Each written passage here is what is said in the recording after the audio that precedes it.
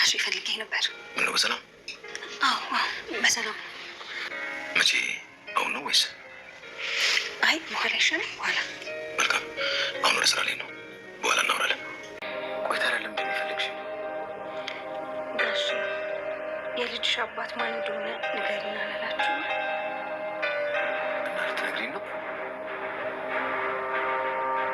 አዎ ጋሽ።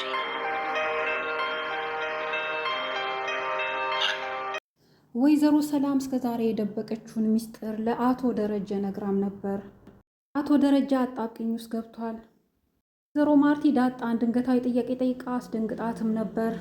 ሰላምና ጤና ይብዛላችሁ ድና የተከበራችሁ የእሸት ቲዩብ ቻናል ቤተሰቦች እንደምን አላችሁ? በያላችሁበት ምድር ጫፍ ሰላምታችን ይድረሳችሁ።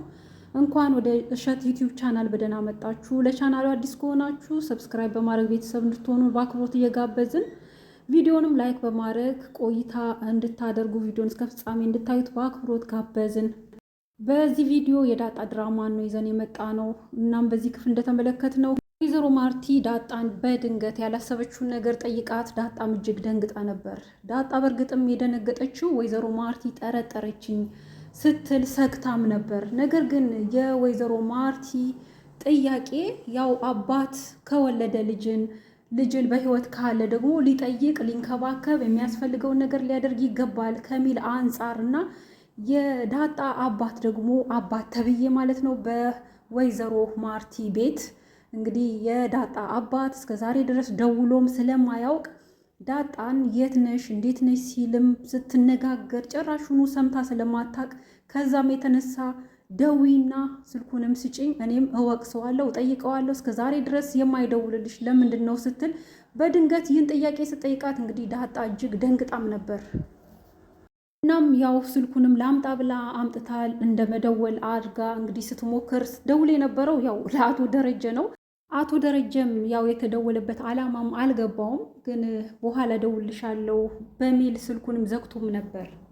ታዲያ ይህ አጋጣሚ ለዳጣ ጥሩ ማምለጫ ሆነና እንግዲህ አየሽ አባቴ እንዲህ ነው ሊያወራኝ እንኳን አይፈልግም አየሽ በሚል ያኮረፈች በመምሰል ያው ሌላ ጊዜ ደውዬ ያገናኝሻለሁ ብላ ከዚህ ጥያቄ አምልጣም ነበር። እንግዲህ ወይዘሮ ማርቲም እሺ እንግዲያውስ ሌላ ጊዜ ታገናኛለሽ ብላ እንግዲህ ሳታጨናንቃት ቀለል አድርጋ አልፈውም ነበር። በሌላ በኩል ወይዘሮ ሰላም እስከ ዛሬ ድረስ ይዛው በውስጧ አፍና የነበረውን ታላቅ ሚስጥር በሆዷ ያለውን የልጇት አባት ማንነት እንግዲህ ሁሉም ሰው ቤተሰብ በአጠቃላይ ሲጠይቃት ልትናገረው ያልፈለገችው እና ማትፈልገውም ነገር ነበርና ነገር ግን ጥያቄ ሲበዛባት ሲበረታባት በዚህ ክፍል ያው አቶ ደረጀን እፈልግሃለሁ ላናግር በሚል ያው እሱም ደግሞ የምትፈልገኝ አንድና አንድ ለዳጣ ጥያቄ ነው ስለ ዳጣ በሚል ተቆጥቶ እንዳትጠይቂኝ ብዬሽ ነው አልነበረም ወይ ምናምን ሲላትም ነበርና ወይዘሮ ሰላም በጭራሽ ስለሱ ጉዳይ አይደለም ሌላ ጉዳይ ነው ብላው ያው ብቻውን እንደምትፈልገው ጠርታ ልታናግረው እንደምትፈልገው ነግራው ነበር። እናም ተቀጣጥረው ያው ክፍሏ ድረስ ሄዶም ለምን እንደፈለገችው ለምንም እንደገና እየጻፈች እንደምታጨናንቀው ይህን ደግሞ እንደማይፈልግም ያው በድንገት ይታይብኛል በሚል ምክንያቱም ቴክስት ማድረጓ ምናልባት እሱም ሳይደልተው ወይ እሷም ሳትደልት ያው አሳ ጎርጓሪዋ አቤጌል በቤት ውስጥ አለች እና ያንን ጎርጉራ ምናልባት ሚስጥር ይወጣል የሚል ስጋት ስላለው ለምን ጻፍሽ ሲላትም ነበር። እሷም ያው ወሳኝ ነገር ስለሆነ ነው ና ቁጭ ብለን እናውራ ስትለው እንግዲህ ተረጋግቶ ቁጭ ብሎ ስታወጋው ነበር። እናም የልጇ አባት ማን እንደሆነ በጠየቃችሁኝ መሰረት ልነግር ነው ስትል አቶ ደረጀም እንግዲህ ፊቱ ፈካ ብሎ ያው የልጇን አባት ማን መሆኑን ለማወቅ ካለው ጉጉት የተነሳ እናም ደግሞ ራሱም ነፃ እንዲሆን ከሰውም ጥያቄ ከመጠቋቆሙም ከመታማትም ነፃ ለመሆን ካለው ጉጉት የተነሳ እንግዲህ ማን ነው ሲል ሰፍ ብሎ ሲጠይቃትና ጆሮውን ጥሎም ሲያደምጣት ነበር። ወይዘሮ ሰላምም እንግዲህ አንተ የሚል ነገር ከአንደበቷ ልታወጣ እያለ ነበር እንግዲህ ድራማው ተጠናቆ የነበረው።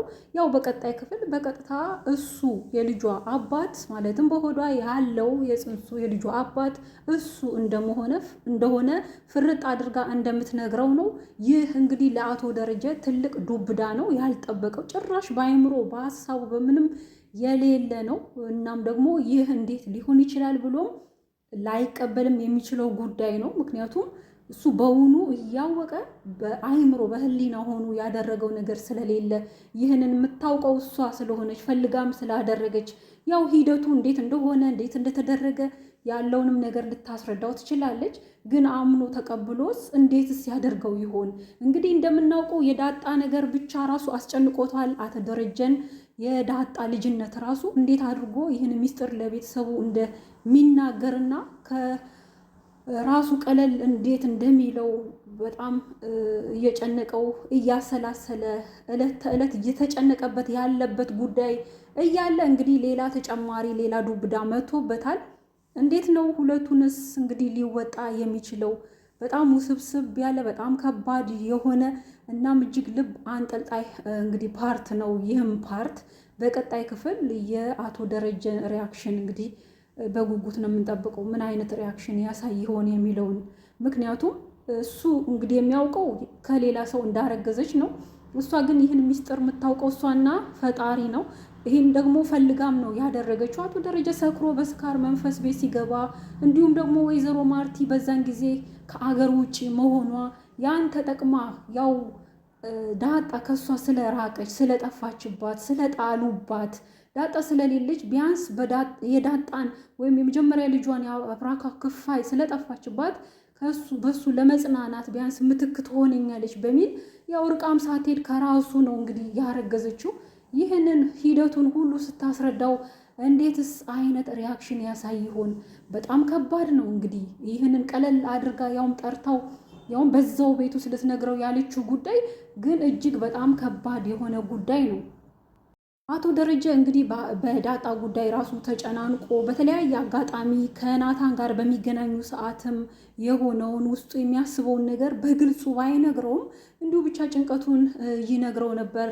እንግዲህ ናታንም በጣም ብርቱ መካሪ አጽናኝ የሆነ ሰው ስለሆነ በጣም በብዙ ቃል እያጽናናው አይዞህ የሚለው ሰው ሆኗል። ልክ እንደ ጓደኛ ወይም እንደ ልጅ ሆኖ ለአቶ ደረጀ ለእሱ ብቻም ሳይሆን እንግዲህ ወይዘሮ ማርቲም የሆነ ምክር ስትፈልግ ጠርታ ልታማክረውና ከሱ ምክርን ስትሰማ እፎይ የምትል አይነት እንግዲህ እንደዛ ያለ የወጣት አዋቂ የሆነ ሰው ነው ናታን። ዳጣም እንግዲህ ይህ እስከ መቼ ነው ተሳቀኩ? ይህ እንግዲህ ሚስጥር በጣም ከባድ ነው። እንዴትስ ሊወጣ ይችላል? ሳይወጣስ ደግሞ ሚስጥሩ ታፍኖ እስከ መቼስ ነው?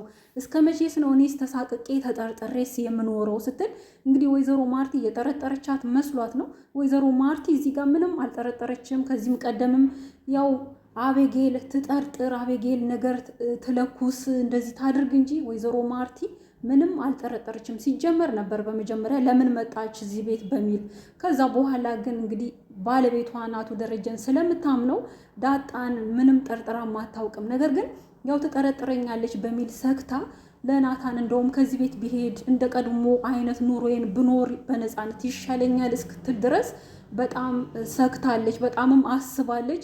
የአቶ ደረጀ ጭንቀት ራሱ በጣም ውስጧን እያስጨነቀው ነው። ምክንያቱም በሷ ምክንያት እንዲህ አብዝቶ መጨነቁም ራሱ እያሳሰባት ነው።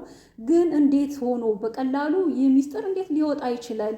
እንዴት አንድ ሰው ሊሞት ይችላል በዚህ ምክንያት? ወይ ደግሞ ይህ ትዳር ሊፈርስ ይችላል እያለች ነው እንግዲህ ናታንም ያው ጥሩ መካሪ እንደመሆኑ እያጽናናት እያበረታት ለነገሮች ሁሉ መፍትሄ እንዳለውም እየነገራት እየመከራትም ነበር። እናም እሷም በዚህ ምክሩ በጣም ተደስታ ተጽናንታም ስታመሰግነውም እና ፍቅሯንም በዛ አጋጣሚ ስትገልጽለትም ነበር። የናታንና የዳጣም ፍቅር እንግዲህ ቀጥሏል። ያው በጥንቃቄ እናድርገው ያለው ነገር እያለ እንደገና የኛም ነገር ደግሞ ይፋ ወጥቶ ይባስ የምንጨነቅበት ጉዳይ እንዳይሆን መጠንቀቅ አለብን እያለ ነው። እኔ በበኩል እየተጠነቀቅኩ ነው፣ አንቺም ተጠንቀቂ እና ግን አትጨነቂ እያላትም ነው። እናም አቤጌል አርፋ አልተቀመጠችም። እንግዲህ ትኩረት መስጠት ለማይገባት ነገር ትኩረት ሰጥታ እንግዲህ ያነፈነፈች ነው። በእሷ በኩል ይሆን ሚስጥር የሚወጣው ወይስ በአቶ ደረጀ እንዳሰበው እሱ ተጠንቅቆ ባሰበው መንገድ ይህን ሚስጥር ፈቶ ትዳሩ ሰላም ሆኖ ይቀጥል ይሆን የሚለውን በአጠቃላይ በቀጣይ ክፍሎች ነው የምናየው። እናም የአቶ ደረጀንም ምላሽ ወይዘሮ ሰላም በነገረችው ታላቅ ሚስጥር ላይም ያለውንም በቀጣይ ክፍል ነው የምናይ የሚሆነው። በአጠቃላይ በዚህ ቪዲዮ ያዘጋጀ ነው ይህንን ይመስላል። ስለተከታተላችሁ ምስጋናዬ ከልብ ነው። በያላችሁበት ቸር ቆዩን። በሌላ እስከምንገናኝ ደህና ሁኑ።